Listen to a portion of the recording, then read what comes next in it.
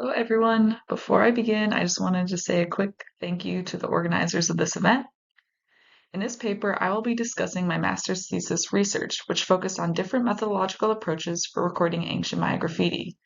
Ancient Maya graffiti is defined as graphic imagery incised as secondary images on architectural and non-architectural surfaces. In the case of structure A5 second, all of the graffiti analyzed in this comparative study were incised into plaster walls. This is an often understudied art form, with many of the past discoveries of graffiti lacking accurate recording or in-depth analysis. This research addresses the need for an analysis of documentation efforts through a comparative study of various techniques within the space of structure A5 second at the site of Xunantunich in Belize. I will begin by introducing structure A5 second and then analyzing the three different techniques that were compared in this study, which include reflectance transformation imaging, hand mapping, and Mylar tracing, and the conversion of these methods into digital line drawings, ultimately determining the benefits and disadvantages of each. I will then conclude with the results of this comparison and future directions for recording ancient Maya graffiti. By applying these techniques to the graffiti of structure A5 second, this research aims to improve documentation of ancient Maya graffiti and ensure the production of data that can lead to stronger interpretations of this ancient art form. Structure A5 second can be seen on the northeast corner of the El Castillo acropolis, located in Group A, the late classic site core of Xunantunich. It is comprised of two vaulted galleries. The southern vaulted gallery of structure A5 second was partially excavated by Leah McCurdy, who exposed the two graffiti-filled rooms known as Room 1 and Room 2. In the photo on the left, you can see exactly where structure A5 second is located, and the image in the center shows a reconstruction of what the structure would have resembled during the late classic hot chalk phase.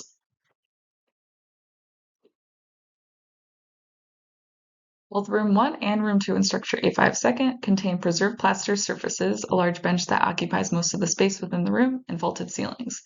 Dr. Catherine Brown and colleagues have proposed that these rooms functioned as a space for specialized instruction due to several lines of evidence, including the high density of graffiti on its walls. The photograph on the left shows a screenshot of the photogrammetry model created by Neil Dixon. The photo on the top right shows the plan map of Room 2, which demonstrates the size of the bench within the room.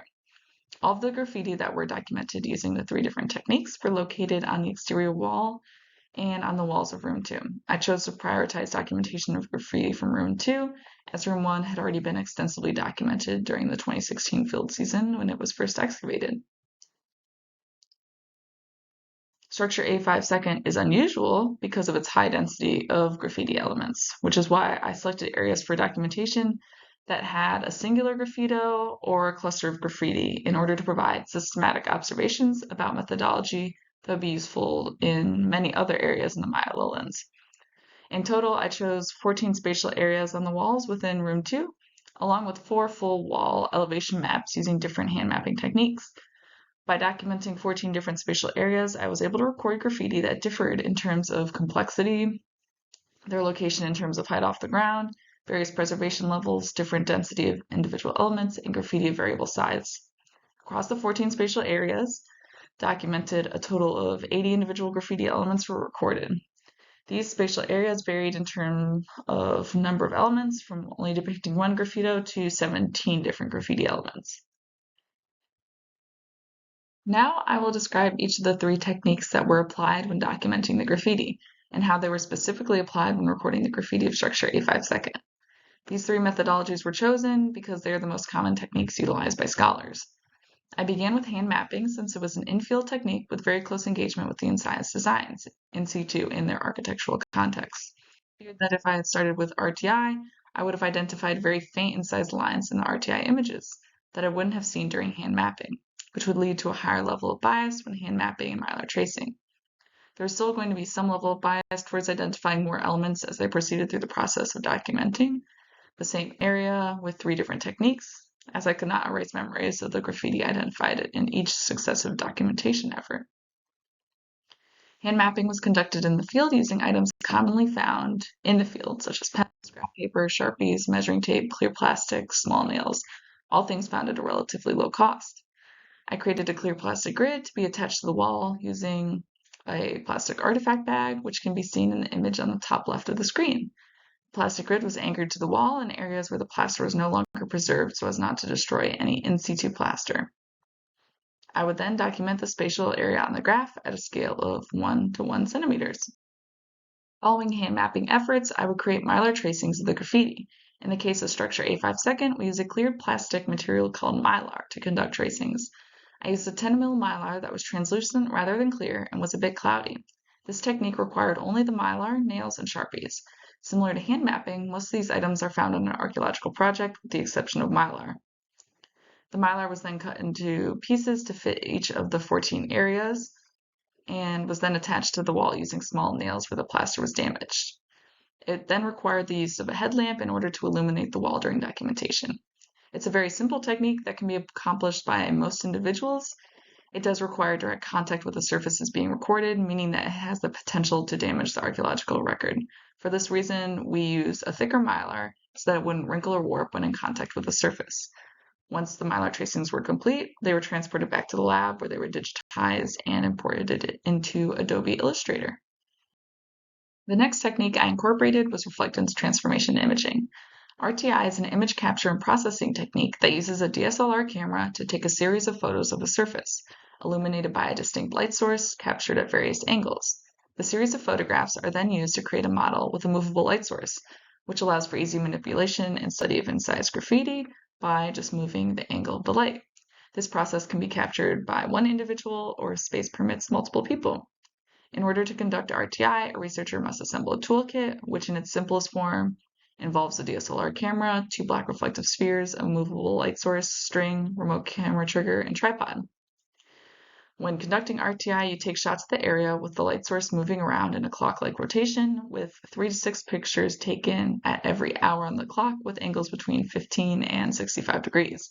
This means starting at 12 o'clock and then taking photos at various angles, moving to 1 o'clock, 2 o'clock, and so on. The data is then processed in open source software that is very user-friendly and allows for the creation of an RTI model in as quickly as 10 minutes. Once you have this RTI model built, you can open the viewing software and view the model using 3 different rendering modes. When documenting the graffiti from structure A5 the models had already been built by Neil Dixon during previous field seasons.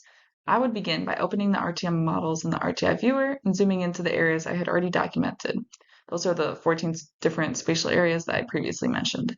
I would then take a screenshot of that area in the RTI viewer and import the JPEG file into Adobe Illustrator. From here, I would create line drawings in Illustrator while simultaneously viewing the RTI model on another computer screen. This allowed me to digitally inspect the area while tracing the graffiti, changing the light source in order to ensure that all of the incised lines were traced. By applying hand mapping, Mylar tracing, and RTI to the same 14 spatially defined areas within structure A5 I was able to identify differences in these techniques' applicabilities. Comparison was possible in the different stages that each mapping process went through, and also analysis of the resulting drawings of each technique. For each method, I observed and recorded the complexity of the graffiti, the location of the graffiti relative to the floor, walls, and other graffiti, the equipment used, the time required to document the image, and take note of the problems that were encountered with each technique, including possible researcher bias and the situational effectiveness. By doing this for each method, I was able to discuss the strengths and weaknesses for the techniques and the benefits that are provided to researchers in various contexts.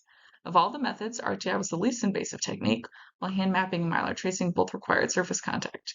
Therefore, when documenting a delicate surface where there are concerns that the surface contact might lead to damage, it is better to consider a less invasive technique like RTI. I was also able to take logistical considerations into account when comparing the graffiti. Of the methods, Mylar tracing required the least amount of setup and training, making it the most accessible in terms of ease. The negatives that come with Mylar, though, are that it might not be accessible in some locations. Hand mapping, similar to Mylar, is a very accessible technique to researchers, but it's much more time-intensive than Mylar. In terms of cost of equipment, RTI is the most expensive, although many projects likely have a camera used to document their site, which can easily be used for RTI. In terms of time constraints and the efficiency of the techniques, Mylar tracing, in terms of time taken, is the most efficient method. Across the digitization of the graffiti, the Mylar tracing method took about half of the time that it took to document through RTI or hand mapping. Another thing to consider when recording graffiti is the accuracy. While Mylar tracing took the least amount of time, it came with several trade-offs. The line drawings were the lowest in quality due to the use of Sharpies, because this limits the ability to accurately document lines of different thickness. This impact on the accuracy can then later affect interpretations of the graffiti since small details could potentially be omitted. Mylar tracing also recorded the lowest number of graffiti elements of the three methods. In this comparison, seen below, you can see the differences between the methods. Visually, RTI provides the most detailed depictions of the graffiti, with the Mylar providing the least detailed. The hand mapping technique was also more accurate than the Mylar tracing. It resulted in a high-quality line drawing of graffiti elements, as well as allowing for a better understanding of the depth of incisions. Even though hand mapping was more accurate than Mylar, the RTI methods still resulted in the highest level of detail and were the most accurate. RTI was able to illuminate faint lines that were invisible to the naked eye in certain situations, making this technique highly valuable.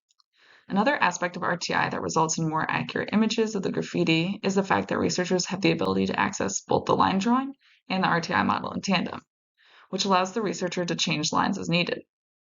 On the other hand, images created using Mylar tracing and hand mapping can only be checked through visual inspection at the place of study, or by using one of the other documentation techniques alongside it.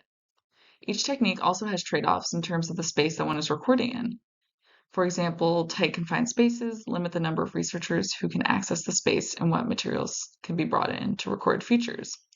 When discussing scale, unlike RTI, hand mapping and Mylar tracing are inherently scaled due to their methodology. The RTI data can be scaled, but the scale needs to be placed in the original models or added in at a later date. New variations to the software include the option to place scales in the model. Finally, it is important to note the degree of engagement that a researcher has when incorporating the different documentation techniques. Hand mapping and Mylar tracing both provide opportunities for researchers to engage in aspects of the graffiti that go beyond documentation of the graffiti itself. For example, a researcher can analyze the spatial arrangements and location of the graffiti's height from the floor surface. Even though RTI requires a researcher to be present to be conducted in the field, it doesn't necessarily require an intensive engagement with the graffiti, since the researcher isn't necessarily going to be focused on each individual line of the graffiti. The process of conducting RTI in the field is more focused on the action of recording the graffiti through the various photographed light angles. While the semi-objective data produced by methods like RTI are valuable, this data is only available to be viewed through a computer screen and cannot replicate the physical senses that are highlighted when studying something in its original context. As mentioned previously, often the person engaging with the RTI models may not have been the person who recorded the graffiti in the field. Although there are many advantages to this scenario, it can result in a limited understanding of the larger context. Seeing the graffiti in context provides a more holistic understanding of the space and allows for more nuanced interpretations about the ancient artists that worked there. All of these are important things to take into consideration when documenting graffiti, as the resulting raw data and line drawings created are the dataset that researchers will be using in the future for comparative studies. This requires accurate recording methods of this ancient art in order to preserve the images for future generations and my descendant communities. Scholars need to carefully evaluate the methods available to them in different situations so that they can make informed decisions about their documentation efforts. The different methods can ultimately impact both interpretations as well as how that data is collected and later displayed and shared. After testing these different methods, I recommend that all graffiti be photographed both through simple single-shot photographs and, if possible, through multiple overlapping shots that can be used to create photogrammetric models. This is in order to document the graffiti, but also its larger context. When documenting individual graffiti elements of smaller scenes, I recommend that researchers create RTI models of all the graffiti elements present. This creates the most objective dataset that can be used to create highly detailed line drawings. The RTI models also allow for researchers to study graffiti elements and plaster surfaces beyond the creation of line drawings, such as studies of spatial relationships. If it is not possible to conduct RTI, then I recommend hand mapping. And if time constraints make that impossible, then Mylar tracing might be the way to go. While these three methodologies are the most common techniques utilized by scholars, there are other techniques out there that are available to researchers documenting graffiti. In the future, as technology improves, it'll be interesting to see how tablets affect the accuracy and accessibility of streamlining the documentation process. In terms of documentation methods, 3D modeling and laser scanning are both techniques that could be applied to recording graffiti. Both techniques could aid in the larger contextual problem associated with the RTI method. Laser scanning, while costly, has the ability to accurately record surface texture in a fast and efficient manner. Another technique, such as programs that can produce computer-generated line drawings, will also improve the time-consuming process of documentation. Although these new technologies are super exciting, there will always be trade-offs The time-consuming aspect of techniques like hand mapping do serve an important role in allowing researchers to gain a deep, intimate familiarization with the images being studied. This engagement is important for the researcher trying to understand the images and leads to richer interpretations. I'm going to finish up by saying that ancient Maya graffiti has the potential to inform researchers on iconography, epigraphy, political beliefs, societal commentary, religion and its criticisms, and myths, as well as about the ancient artists who made them. But in order to create these insights, we need accurate documentation. Not only accurate documentation to create insights, but also to preserve the graffiti for future research and broader public interest. Thank you.